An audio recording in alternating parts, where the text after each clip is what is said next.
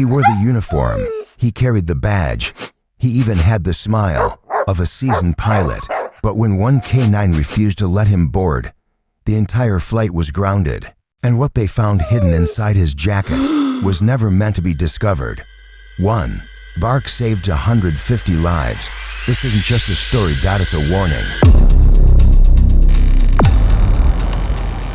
It was an ordinary morning at LAX, the kind that begins with the hum of jet engines and the shuffle of travelers chasing time zones. Officer Daniel Brooks adjusted the collar of his patrol jacket.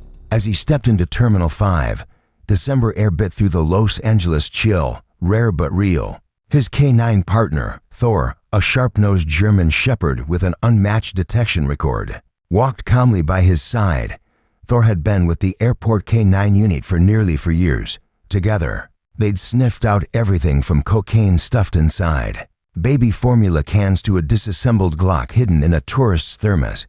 But today, something felt off. Flight EA719 to London was boarding in under an hour, and Officer Brooks had been called to assist with routine security sweeps due to an anonymous tip about increased international threats. Nothing specific, nothing new, just tension that hung in the air thicker than jet fuel. As they approached the main concourse, Thor's posture shifted. His ears perked, tail stiffened, nose twitching more than usual.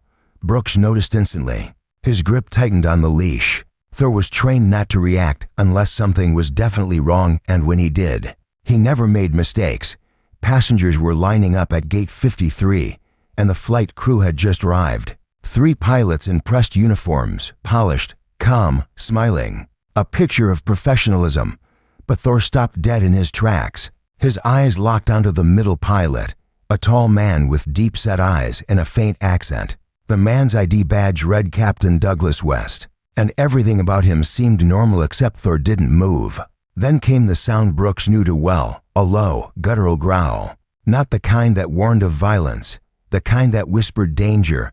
Brooks took a slow breath. "Thor, what is it, boy?" The dog moved forward, placing himself directly between Captain West and the gate. The entire boarding area seemed to freeze. The captain stopped, eyebrows raised, and gave a forced chuckle. "Something wrong, officer." Brooks didn't answer. He glanced down at Thor, who had now let out a sharp bark and began sniffing the left side of the man's jacket. Not the carry-on, not his hands, just the inside lapel of his coat. Passengers were starting to murmur. The flight attendants looked nervously back at the scene. An airline supervisor stepped forward. "Is there a problem, officer?" Brooks didn't take his eyes off the man. "Sir, I'm going to need you to step aside for a brief inspection. K-9 alert. Nothing personal." Captain West's expression shifted, barely perceptible, but real, irritation masked by diplomacy. "I've been through 3 security checks already this morning," he said, voice calm, eyes cold. "My credentials are clean. If we delay this flight, there are over 100 passengers who will miss their connections." Brooks nodded slightly. "Understood. We'll make it quick, but I need you to comply." The captain hesitated, then handed over his badge and travel documents. Everything looked in order. Brooks reached for his radio. "Dispatch, this is Officer Brooks. K-9 unit has flagged a pilot for secondary screening. I need response team and intel check ASAP." "Copy that." The radio buzzed back. Thor continued to hover near the man, nose pressed against the chest area of the coat. Then he barked, again sharper this time, and looked up at Brooks. That was all he needed. He motioned to 2 additional TSA officers who had just arrived. "We're taking this to a private screening room." Captain West raised an eyebrow. "This is absurd." But he didn't argue. They led him down a hallway to a secured screening room in the back of the terminal. Inside, Thor was more focused than ever, ignoring the luggage and zeroing in on the jacket. Brooks instructed the captain to remove the coat. When the man hesitated, Thor let out another growl. Reluctantly, Captain West slipped off the jacket and laid it on the table. Brooks leaned down, letting Thor sniff the seams, the lining, the collar. The dog's nose paused at the left lapel. Thor gave a low whine, then barked once, short and deliberate. Brooks stepped back and called for a portable magnetic scanner. It took less than 30 seconds for the device to chirp. Something was embedded inside the seam of the coat's inner lining, metallic, thin, and oddly shaped. The TSA tech ran the scanner again. Same result. Looks like a micro device, the technician said. Eyes narrowing. Could be a transmitter. The air in the room grew heavy. Brooks felt a chill crawl up his spine. Who was this man? Why would a pilot have a hidden chip embedded in his coat? Just then, Captain West, if that was even his name, smiled faintly. I told you everything was in order, he said smoothly. You're chasing shadows, officer. Brooks stared at him. Maybe. Or maybe we just stopped something we were never supposed to see. At that moment, two Homeland Security agents entered the room. Everything changed.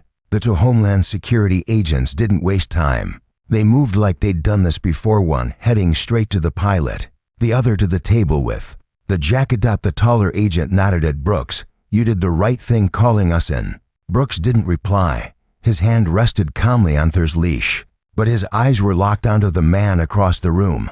Captain West hadn't flinched. In fact, he stood taller than before, as if daring someone to ask the next question. Captain Douglas West, you are not under arrest, the agent said coolly, but we are detaining you for further questioning. We've detected an unregistered electronic component inside your uniform. You're also going to undergo biometric verification. The man didn't move. Then he said something that chilled Brooks to his core. If I were you, he murmured, I'd check your flight logs. For the last 3 months, you'll find some very interesting gaps in the system. Brooks took a half step forward. What's that supposed to mean? But the man only smiled. Within minutes, they had moved the suspect to a high-security holding area inside the airport. Leaving the screening room silent again, the technicians remained behind, dissecting the coat layer by layer. Thur sat patiently, at Brooks' feet, eyes steady, as if he knew the real story wasn't in that jacket but in the man himself.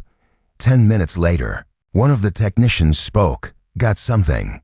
They had just pulled a paper-thin silicon patch, smaller than a matchbook, from under the lining. Attached to it a microcontroller, a carbon-layered sensor strip, and an RF tag. This is military-grade stuff, the tech muttered.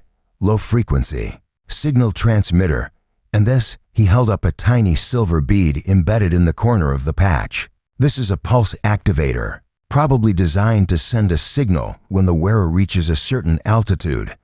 Brooks raised an eyebrow, like, on a plane. The tech nodded. Exactly. And not just any plane. This thing would only trigger once inside a pressurized cockpit. At cruising altitude, someone designed this to operate mid-flight. The air in the room felt thinner. Brooks glanced at Thor. The dog had shifted slightly, ears twitching. Whatever this is, Brooks said, it wasn't meant for communication.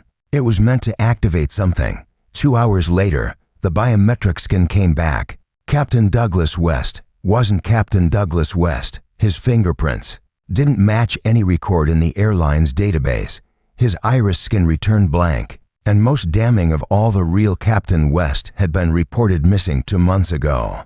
During a layover in Buenos Aires, whoever was in that room wasn't just a fake, he was a ghost. A skilled impersonator who'd fooled facial recognition, passed multiple security checks, and was minutes away from taking command of a transatlantic flight carrying over 150 passengers. The FBI was called in. The case was elevated to federal threat level, and Thor became the unexpected hero of the day. The headlines would come later, but inside the makeshift operations center at LAX, no one was celebrating. They were dissecting every inch of the suspect's uniform, his credentials, and even the scent of his cologne, because everything he carried was fabricated to perfection. Everything except the smell that Thor picked up on. Brooks stood in the hallway with Agent Ramirez, the lead investigator from Homeland Security. This guy's good, Ramirez said, flipping through a report. He had flight records that matched, ID that passed our FID scans.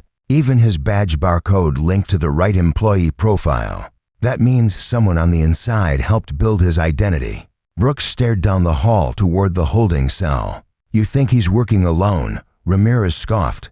Hell no, this is orchestrated. I've seen sleeper cells before, but this, he looked at Brooks, this is surgical.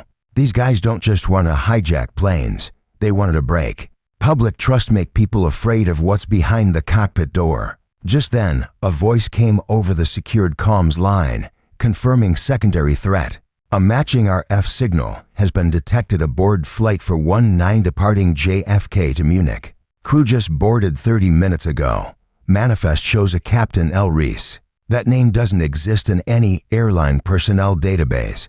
Ramirez swore under his breath. It's a chain. Brooks stepped forward. What do we do? You don't do anything, Ramirez said. Already moving. I'm putting in an order to ground that flight and intercept the cockpit before takeoff. Brooks didn't move. He looked down at Thor. Then his radio buzzed again. Officer Brooks, you're requested in operations. Priority 1, bring the K9. The room was a blur of uniforms and terminals, TSA, FBI, airport security all glued to screens tracking real-time flight paths. In the center, on a high-resolution screen, were 2 red dots. One was flight AA719 from LAX to London, the flight they just stopped. The other was flight 419 at JFK. They were mirror operations, except one had been stopped, and one was about to take off. This is bigger than a fake pilot, Ramirez said, voice low. We've got coordinated attempts to infiltrate at least 3 major international flights. And that device we found, it's likely a remote detonation trigger. Brooks felt his chest tighten. You think they're planting bombs? No, Ramirez said. Worse, they're planting chaos. The room went quiet. Then the Air Marshal liaison turned toward the group. We just got confirmation. The fake pilot at JFK was intercepted. Same setup, same chip, same everything. He paused. And we found a device hidden under the co-pilot's seat. Everyone exhaled at once. It was starting to come together. Too fast, to clean. Brooks looked at Thor, who had taken up a spot by the window, staring out toward the tarmac. And that's when he realized this wasn't the end. It was just the beginning. 3 days later, the sun rose over Quantico, Virginia, casting long shadows across the tarmac of a private federal airfield. Inside a secure briefing room, lined with LED monitors, and whiteboards scribbled with code, federal agents, counter-terror, analysts, and military cybertechs huddled around a conference table. The case now had a name, Project Ghost Pilot, across 5 countries for airports and 3 major airlines. Federal task forces had uncovered coordinated attempts to slip imposters into the cockpits of international flights. These weren't random acts. They were precision strikes against trust in pilots, in protocols, in the system. And they had come this close to succeeding. But the dominoes didn't fall, because one dog said no. Officer Daniel Brooks stood at the edge of the table, arms crossed, uniform crisp. Thor sat beside him, alert as ever, ears twitching with every movement. A Homeland Security analyst was walking the team through the digital reconstruction of the infiltrators' plan. Each imposter had a similar profile, mid-30s, male, surgically, modified facial features to match missing pilots across Asia and Europe, fake biometric implants, professionally forged credentials, and one key device, an RF chip stitched inside the pilot's jacket, acting as both an identity signature and a wireless signal trigger. The flight logs were flawless, the paperwork untouchable, facial scans near perfect, and yet they all smelled wrong. Only Thor had caught it. By that afternoon, Agent Ramirez met Brooks in the hallway outside the classified operations bay. We've traced the fabrication. Point to a warehouse in Long Beach, he said, voice low. You and your dog want in on the takedown? Brooks didn't even blink. When? Wheels up in 45. At 10:47 p.m., a blacked-out DHS convoy rolled through an abandoned industrial park, 5 miles from the port of Los Angeles. The warehouse was nothing special: graffiti-tagged walls, half-collapsed roof, loading docks covered in plastic sheeting. But inside, a lab, blueprints of international flight paths, shelves of pilot uniforms, a 3D printer churning out microchips, and the smell of antiseptic and machine oil thick and bitter in the air. Thor growled before they breached the front gate. Brooks tightened his grip. Ready, partner? With a silent signal, the team moved in. Flashbangs popped. Doors flew open. Shouts. echoed Dot. Within 90 seconds, 3 suspects were in cuffs. But that wasn't what chilled Brooks. What chilled him was what Thor found in the back room. A makeshift kennel. 10 dogs, German Shepherds, Belgian Malinois, all trained, all alert, all wearing K9 tags from jurisdictions across the country. Tags from dogs that had been reported missing or retired in the last 12 months. Jesus Christ, one agent whispered. They were planning to turn our own into tools. It wasn't just the pilots they wanted to fake. It was the dogs too. The suspects were identified as members of a rogue private military cell, a biotech mercenary group that had once contracted for a foreign intelligence agency before going off-grid. Their plan: disrupt aviation trust by proving no system, no badge, not even a dog, could be trusted. But they miscalculated. They didn't count on one dog that couldn't be fooled. 2 weeks later, at a national ceremony held by the Department of Homeland Security, Officer Daniel Brooks stood on stage with Thor at his side. A hush fell over the room as the director stepped forward. For centuries, we've trained dogs to sniff out danger bombs, drugs, even disease, he said. But sometimes, what they really detect is truth. He turned to Brooks. Officer Brooks, your partner Thor didn't just stop a threat. He reminded us that the best security doesn't always come from a machine. Sometimes, it walks on 4 legs and refuses to let the wrong man board a plane. The crowd rose to its feet. Thor didn't bark. He didn't wag.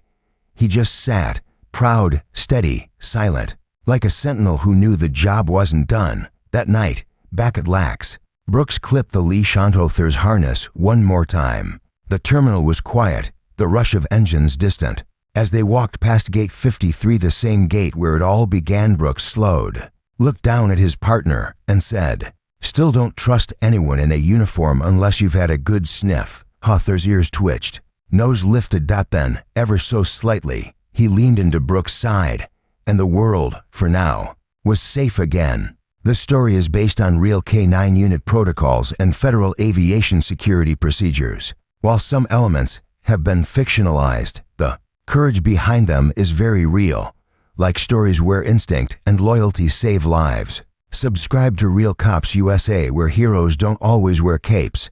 Sometimes they wear fur.